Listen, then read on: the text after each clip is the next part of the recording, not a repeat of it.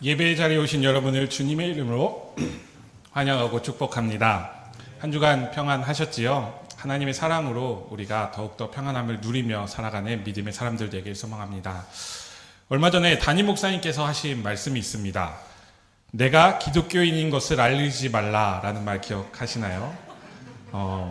이순신 신앙이라고 들어보셨냐는 그 말이 저의 마음속 깊이 와닿았습니다. 과연 우리는 이 신앙관을 어떻게 바라보아야 하는가에 대한 생각을 많이 하게 되었습니다. 그리고 저의 모습을 살펴보았습니다. 과연 나는 하나님을 믿는 사람의 모습을 세상에서 가지고 살아가고 있는가? 나의 행동으로 얼마나 많은 이들이 상처를 받았을까? 나는 세상에서 목사라는 이름에 걸맞게 살아가고 있는가에 대한 질문을 스스로 하게 되었습니다. 그리고 너무나 많은 부분에서 부끄러운 모습이 많았음을 발견하게 되었고요. 그리고 하나님께 용서를 구하였습니다. 하나님, 제가 아직 이것밖에 되지 않는 사람입니다. 용서하여 주시옵소서라고 기도했던 적이 있습니다. 여러분들은 어떠하신가요? 여러분들이 교회를 다니는 사람이라는 것을 많은 이들에게 보여주시면서 살아가고 있으신가요? 내가 그리스도인이라고 세상에 알린다는 것은 내가 그리스도를 정말 사랑하고 있다는 것을 증명하고 있는 것과 다름이 없습니다. 그런데 내가 그리스도인인 것을 세상에 알리지 않는다는 것은 무엇인가 내가 그리스도인이라는 것을 세상에 전할 수 없는 나의 어떤 부끄러운 모습이 있던가 아니면 나의 연약한 모습이 있기에 우리는 은연중에 그런 모습을 보여주고 살아가고 있지 않은 것입니다. 제가 말씀드렸던 적이 있던 것 같은데요. 오래전에 있었던 일을 잠시 말씀드리고자 합니다. 오래전에 제가 대리운전을 했던 적을 한번 말씀드린 적이 있습니다. 신대원 때였거든요. 방학 때 잠깐 용돈벌이를 하고자 했던 모습 속에서 제가 이 일을 하면서 밤에 하는 일이니까 신학생인 것을 그분들에게 말하지 않고 일을 해야겠다. 나는 그리스도인이 아니다라고 생각을 하면서 그 일을 하게 되었어요. 단순히 용돈벌이였지만 제가 그렇게 마음 먹은 것은 모든 신학생들은 돈이 없기 때문에 이러한 일을 하는구나, 목사들도 이런 일을 하는구나 라고 하는 모습이 참 저 스스로 부끄럽다라는 생각을 갖게 되었기 때문이었던 것 같아요. 그래서 교회 다니는 사람이지 않은 척 하면서 운전을 하게 되었는데요. 그러던 어느 날이었어요. 그 대리를 시키신 차 주인분께서 술 한 잔만 드셔도 하시는 분들 있잖아요. 그분과 대화를 하게 되었어요. 그러면서 저에게 무슨 일을 하는지, 무슨 학생인지를 계속 꼬치꼬치 캐무시는 거예요. 그래서 순간, 말해야 되나 말아야 되나 라는 생각을 갖게 되었어요. 그러면서, 저는 순간 하나님께서, 이분과 대화를 하라고 하시는구나 라는 마음을 주셔서 광나루에 있는 장로의 신학대학교를 다니고 있고 지금 신학생입니다. 목회자를 준비하기 위해서 학교에서 공부를 하고 있습니다. 라는 말을 그분에게 이야기를 하였어요. 그래서 학생인데 방학을 맞이해서 용돈을 벌기 위해서 잠깐 일을 하고 있습니다. 라고 했더니 그분께서 이제 우리나라 한국교회의 모습과 그리고 그분이 생각하고 있는 교회 밖의 세상 사람으로서 느끼고 있는 교회를 어떠한 마음이셨는지를 이야기를 저에게 하고 계속 이야기를 하셨어요. 그러면서 저에게 앞으로 목회자가 되신다고 하니 이러이러한 부분은 안 하셨으면 좋겠고요. 이러이러한 부분은 변화시키는데 동참했으면 좋겠습니다. 라는 이야기를 저에게 하시는 거예요. 저는 그런 이야기를 들으면서 참으로 많이 놀랐어요. 이 이야기가 정말 교회를 다니지 않는 세상 분들이 느끼고 있는 감정이구나. 교회가 이러한 역할을 했으면 좋겠구나 라고 하는 것들이 그분들 마음속에도 있구나 라는 사실을 발견하게 되었어요. 그리고 그 이후에 잠깐의 방학 기간이었지만 저는 제가 장로의 신학대학교를 다니는 것을 숨기지 않고 대화가 가능한 분들에게는 교회 다니세요 라고 이렇게 이야기를 할 정도로 저의 모습이 많이 변화되었어요. 저는 이분을 만나고 저의 짧은 생각이 참으로 많이 변화되었던 것 같아요. 신학생이 용돈벌이를 하는 것이 문제가 될 수 없다라고 생각을 하면서 이것이 오히려 전도의 기회가 되고 이것이 내가 그리스도인으로 정말 열심히 살아가면서 세상 사람들에게 어떠한 복음을 전하는 계기가 되어지지 않을까라는 생각을 하게 되는 아주 소중한 시간이 되었습니다. 마찬가지일 것입니다. 여러분들도 하나님께서 여러분을 통하여 교회를 다니는 모습을 세상 사람들에게 보이게 하신다면 하나님의 뜻이 분명히 있는 것입니다. 여러분을 통하여 하나님의 사랑을 세상에 보여주시기 위함이겠지요. 여러분을 통하여 하나님을 믿는 사람의 좋은 표본을 세상 사람들에게 전하기 위해서 여러분에게 그리스도인이다 라는 것을 숨기지 않고 하나님께서는 살아가게 하시는 것입니다. 그렇다고 한다면 하나님께서 우리에게 이러한 요청을 하신다고 한다면 우리의 대답은 무엇이 되어야 할까요? 하나님, 제가 그리스도인입니다. 그리고 그리스도인임을 세상에 전하겠습니다 라는 대답을 우리가 가지면서 살아가야 할 것입니다. 오늘 읽은 본문 사무엘 하의 본문을 살펴보면 다윗 왕의 마지막 유언이 담겨져 있는 부분을 우리가 읽게 되었습니다. 누군가의 유언이라고 하면 유가족들은 반드시 기억을 하며 그 유언을 지키고자 노력을 하며 살아가는 것이 당연한 것인데요. 저희 아버지께서도 쓰러지시기 전에 저에게 이러한 이야기를 하셨어요. 물론 마지막 때에 저희 아버지께서 저에게 유언이라고 하실 말을 제가 못 들었어요. 왜냐면은 기침이 많이 심하셨기 때문에 억지로 재우셨기 때문에 유언이라는 말을 듣지 못했는데 그 쓰러지시기 전에 제가 들었던 말은 이제 너는 내 아들이 아니다. 너는 하나님의 아들이다 라는 이야기를 저에게 하셨어요. 그것도 술 드신 잔뜩 취하신 채로. 그래서 네 알겠습니다. 제가 이제 하나님의 아들입니다 라고 했는데 마음으로는 이제 저희 아버지를 너무 사랑하고 계셨고, 왜냐하면 저희 아버지께서는 그때가 점점 연약해지고 계셨을 때였던 것 같아요. 어머니를 먼저 보냈으니까 많이 연약해지셨을 때 저에게 그런 말씀을 하시면서 이제 하나님의 아들이니 너는 하나님과 함께 살아가야 된다라고 하시고 얼마 뒤에 쓰러지셨고 얼마 뒤에 하나님의 부르심을 받게 되었죠. 그리고 그 음성이 저의 마음속 깊이 자리 잡았어요. 이처럼 유언이라는 것은 우리의 기억 속에 살아 숨쉬며 우리에게 살아가는 힘과 능력이 되어집니다. 저희 아버지의 음성도 제가 이제 하나님의 아들로 살아가야 되는구나 라고 하는 그 마음속 깊은 곳에 자리 잡은 무엇인가 있기 때문에 저를 또 하루하루 살아가게 하는 원동력이 되어져요. 근데 오늘 다윗 왕의 유언을 다윗 왕의 자손들은 어떻게 들었는지를 한번 다시 살펴보았으면 좋겠습니다. 사무엘 23장 1절부터 7절에 다윗 왕의 유언이 있는데요. 제가 한번 읽어보겠습니다. 이것은 다윗이 마지막으로 남긴 말이다. 이새의 아들 다윗이 말한다. 높이 일으켜 세움을 받은 용사 야곱의 하나님이 기름 부어 세우신 왕 이스라엘에서 아름다운 시를 읊는 사람이 말한다. 주님의 영이 나를 통하여 말씀하시니 그의 말씀이 나의 혀에 담겼다. 이스라엘의 하나님이 말씀하셨다. 이스라엘의 반석께서 나에게 이르셨다. 모든 사람을 공의로 다스리는 왕은, 하나님을 두려워하면서 다스리는 왕은 구름이 끼지 않은 아침에 떠오르는 맑은 아침 햇살과 같다고 하시고 비가 온 뒤에 땅에서 새싹을 돋게 하는 햇빛과도 같다고 하셨다. 진실로 나의 왕실이 하나님 앞에서 그와 같지 아니한가. 하나님이 나로 더불어 영원한 언약을 세우시고 만사에 아쉬움 없이 잘 갖추어 주시고 견고하게 하셨으니 어찌 나의 구름을 이루지 않으시며 어찌 나의 모든 소원을 들어주지 않으시랴.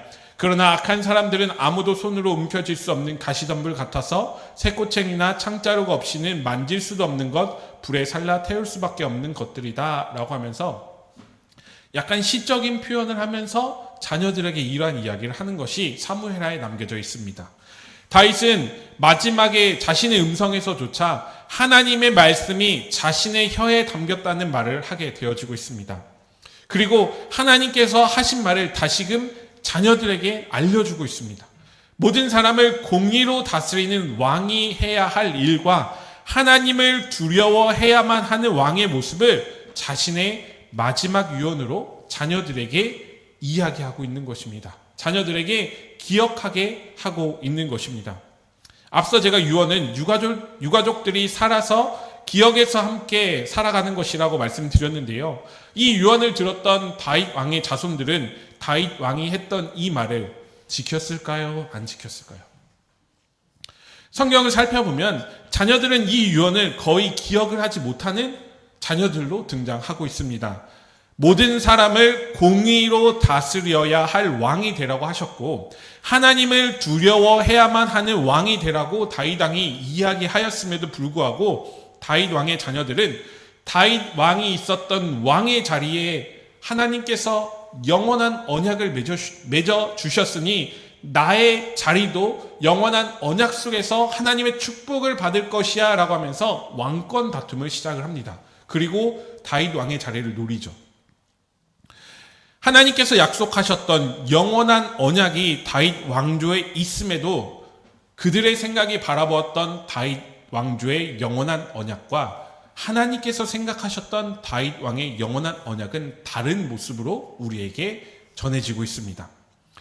하나님께서 영원한 언약으로 다윗의 왕조를 지켜주시겠다고 했던 그 믿음이, 그 신뢰를 통해서 오히려 다윗의 자손들은요, 하나님을 두려워하지 않는 모습을 가지고 하나님과 함께하지 않고 하나님을 무서워하지 않은 채 살아가고 다윗 왕의 자리만 노린 채 살아가게 되어졌습니다.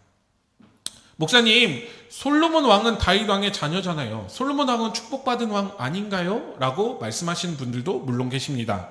그럼에도 하나님께서는 솔로몬 왕에게 자신의 성전을 지어주었기 때문에 그에게 지혜를 주시고 그를 정말 높은 사람이 되게 해주셨는데요. 솔로몬 왕은요, 높은 사람이 되자마자 하나님께서 그에게 지혜를 주시고 많은 것을 바라보게 하시자마자 그는 하나님을 바라본 것이 아니라 자신의 왕권을 지키기 위해서 이웃나라 왕들과 화친을 맺기 위해서 많은 이방 신들을 예루살렘에 들어오게 되는 왕이 되어졌어요. 이는 하나님을 두려워해야만 하는 왕이 아니었고요, 모든 것을 공의로 다스려야 될 왕이 아니었던 것입니다.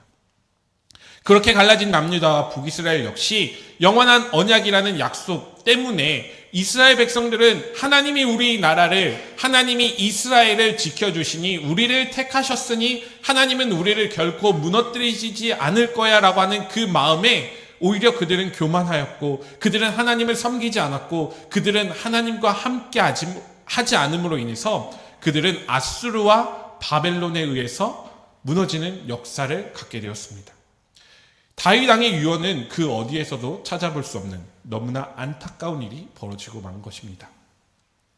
앞서 우리는 그리스도인으로 세상에 나가야 한다라고 이야기를 드렸습니다. 그리고 그리스도인이 되게 한 이유는 하나님께서 이유를 만들어 주신다라고 제가 말씀을 드렸는데요.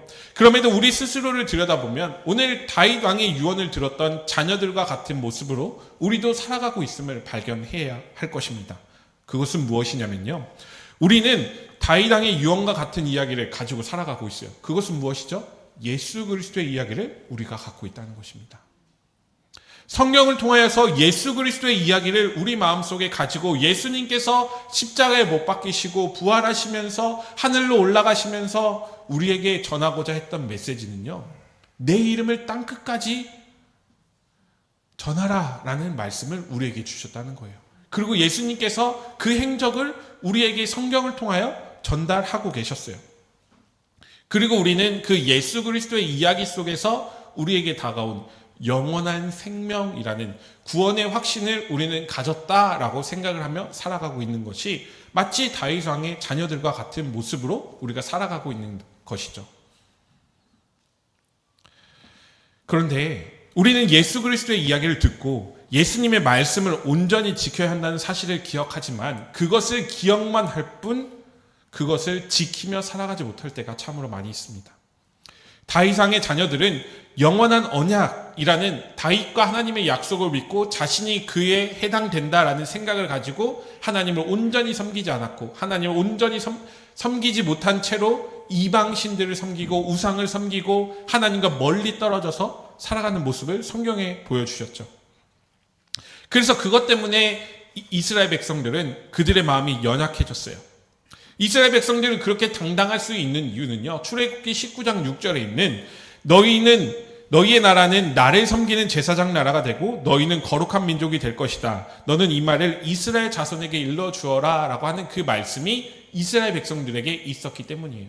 그들은 택함을 받은 민족이었고 그들은 하나님의 선택을 받은 제사장 나라였기 때문에 하나님이 어떤 순간에도 우리를 결코 무너뜨리시지 않고 하나님이 어떤 순간에도 우리를 결코 심판하지 않을 거야 라고 하는 그 마음이 그들 마음속에 너무 강력하게 있던 거예요.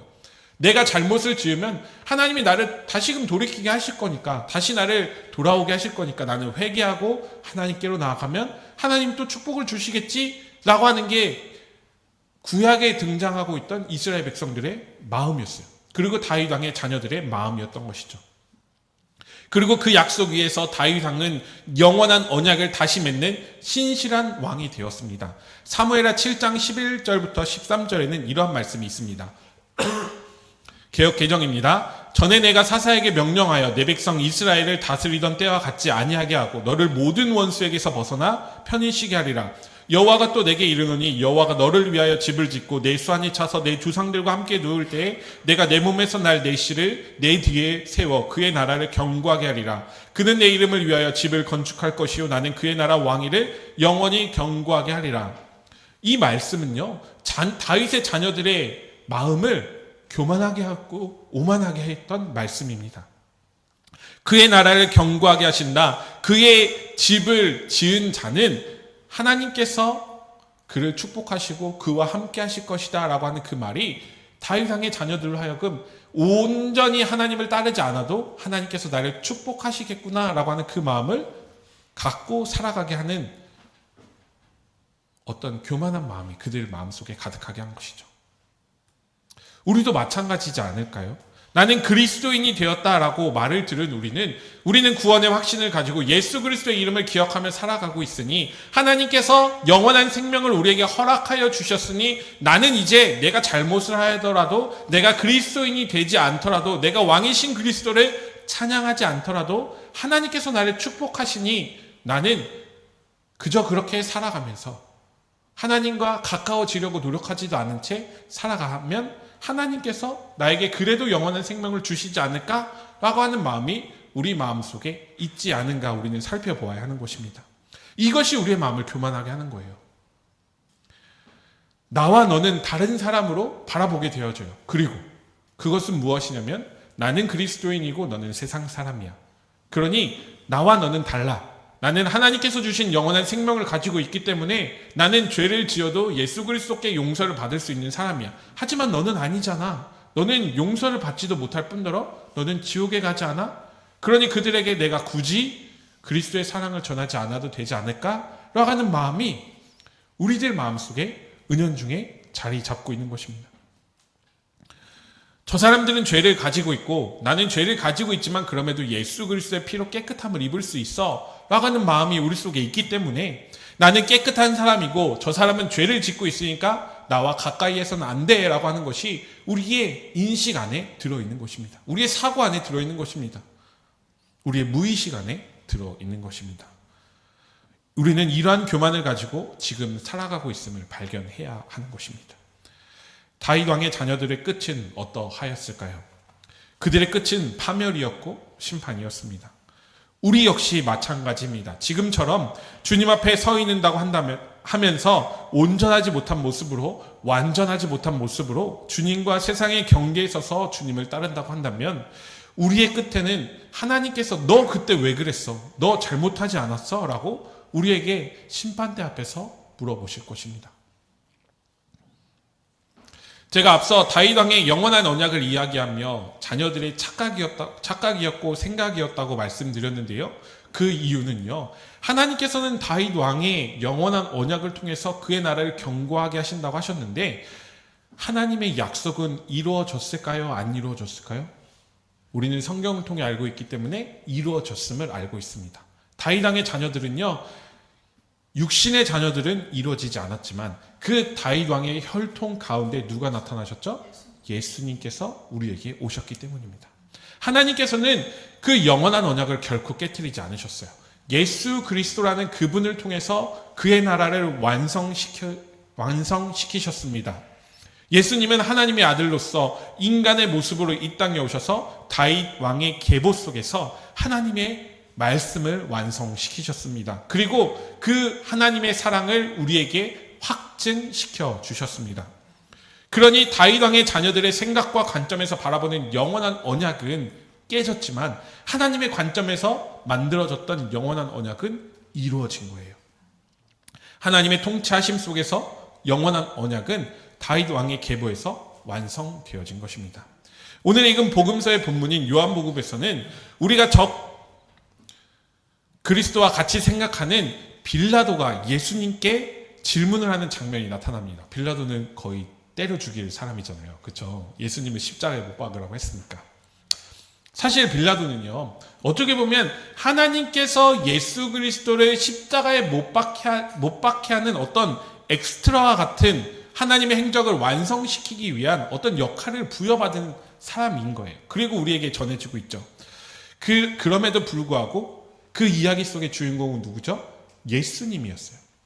예수님께서 십자가에 못 박히시기 전에 빌라도는 예수님께 이러한 질문을 요한복음 18장 33절에 이렇게 묻고 있습니다. 이에 빌라도가 다시 관정에 들어가 예수를 불러 이르되 내가 유대인의 왕이냐? 라고 묻고 있습니다. 정말 당신이 유대인의 왕입니까? 라고 묻고 있는 거예요.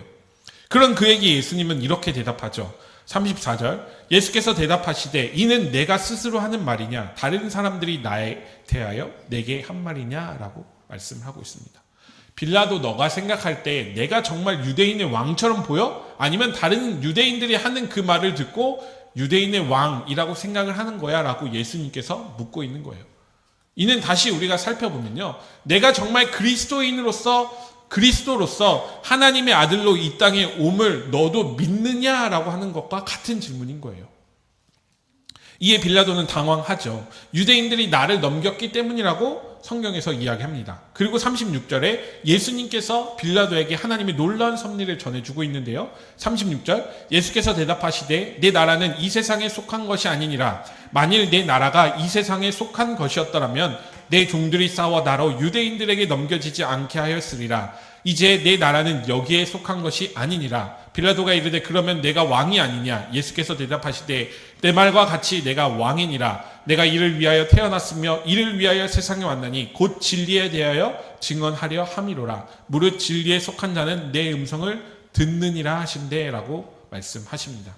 예수님께서는요, 빌라도에게 내가 이 세상에 속한, 하나님의 나라가 이 세상에 속한 것은 아니지만 그럼에도 불구하고 하나님의 나라의 왕이라 라고 하는 것을 선포하고 있습니다.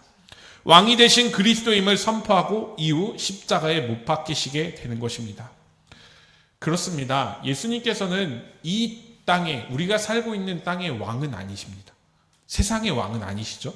그런데 이 나라에 속한 왕은 아니시지만 하나님께서 통치하고 계시는 그 나라의 왕으로서 우리에게 찾아오신 것입니다. 그리고 그것이 우리에게 영원한 언약이고 영원한 생명을 주는 구원의 기름을 우리에게 당당하게 선포하고 계신 것입니다. 그렇다면 우리는 다윗의 자녀들과 같이 그들과 같은 관점으로 우리의 왕이 되신 예수 그리스도가 우리에게 선포해 주시는 영원한 생명에 대한 관점을 그들과 같이 공유하면 안 되는 것을 우리는 여기서 발견해야 하는 것입니다. 그것은 앞서 말했던 것처럼 우리의 시선으로 영원한 언약을 바라보는 것이 아니라 하나님의 관점으로 영원한 언약, 영원한 생명을 바라보아야 함을 우리는 기억해야 하는 것입니다. 이단이 가장 좋아하는 성경 중에 하나가 뭘까요?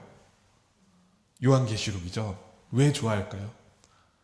자신이 이 땅에 다시 오신 예수 그리스도가 되기 위함이죠. 왜냐하면 예수님께서 이 땅에 다시 오시는데 그 예수님께서 행하는 일들을 요한계시록에 많이 기록되어져 있기 때문에 우리는 은연중에 이 요한계시록을 잘 보지 않으려고 해요.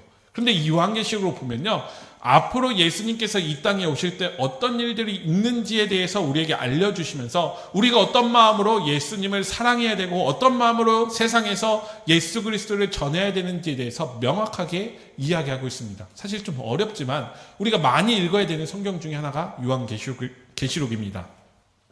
그런데 오늘 요한계시록 1장 4절부터 8절에는요, 사도 요한이 이렇게 예수 그리스도를 왜 믿고 따라야 되는지에 대해서 표현하고 있습니다. 요한계시록 1장 4절부터 8절을 제가 한번 읽어보겠습니다. 나 요한은 아시아에 있는 7교회에 편지를 씁니다. 지금도 계시고 전에도 계셨고 또 앞으로 오실 분과 그의 보좌 앞에 있는 7영과 또 신실한 증인이시요 죽은 사람들의 첫 열매이시요 땅 위의 왕들은 지배자이신 예수 그리스도께서 내려주시는 은혜와 평화가 여러분에게 있기를 빕니다. 예수 그리스도께서는 우리를 사랑하시며 자기의 피로 우리의 죄에서 우리를 해방하여 주셨고 우리로 하여금 나라가 되게 하시어 자기 아버지 하나님을 섬기는 제사장으로 삼아 주셨습니다. 그에게 영광과 권세가 영원 무궁하도록 있기를 빕니다. 아멘. 보아라, 그가 구름을 타고 오신다. 눈에 있는 사람은 다 그를 볼 것이요 그를 찌른 사람들도 볼 것이다. 땅의 모든 족속이 그분 때문에 가슴을 칠 것이다. 꼭 그렇게 될 것입니다. 아멘. 지금도 계셨고 전에도 계셨고 앞으로 오실 전능하신 주 하나님께서 나는 알파요 오메가다 하고 말씀하십니다 라고 기록하고 있습니다. 사도 요한은요, 예수님께서 이 땅에 진리를 선포하시고 왕이 되신 그리스도를 아시아에 있는 7교회에게 편지함으로써 앞으로 우리가 어떠한 모습으로 그리스도를 믿고 따라야 하는지에 대해서 다시금 상기시켜주고 있는 것입니다. 우리의 왕이 되신 그리스도께서 자기의 피로 우리를 해방하여 주셨음을 기억하게 하시고 그의 나라의 구성원으로 초대하여 주셨으니 그분을 기억하고 그분의 삶을 위해 우리가 해야 할 일을 아시아의 7교회에 편지하고 있는 것입니다. 알파와 오메가가 되시는 그 사랑을 기억하기를 바라면서 아시아 7교회에 예수 그리스도의 온전한 사랑을 믿고 그 사랑에 힘입어 우리 스스로 무너지지 않고 세상의 왕이신 그리스도를 전하는 사명을 아시아의 7교회에 편지하고 있는 것입니다. 그 사명을 일깨워주고 있는 것입니다. 그렇습니다. 오늘 우리가 반드시 해야 할 사명, 우리가 반드시 해야 할 사명이고 우리가 반드시 기억해야 할 일임을 오늘 말씀을 통해 다시금 상기시켜주고 있습니다. 영원한 생명을 가지고 그냥 살아간다고 해서 우리가 그것으로 그리스도인이 된 것이 아니라 우리는 요한계시록에 등장한 것처럼 왕이신 그리스도를 세상에 전하며 살아가는 사람이 되어야 하는 것입니다. 오늘은 특별히 왕이신 그리스도 주일로 담임 목사님께서 설명해 주셨는데요. 교회력의 마지막입니다. 왕이신 그리스도 주일로 섬기고 있는데요. 이는 1900년대 초에 제정되어진 왕이신 그리스도 주일로 우리가 드려지고 있는 것입니다.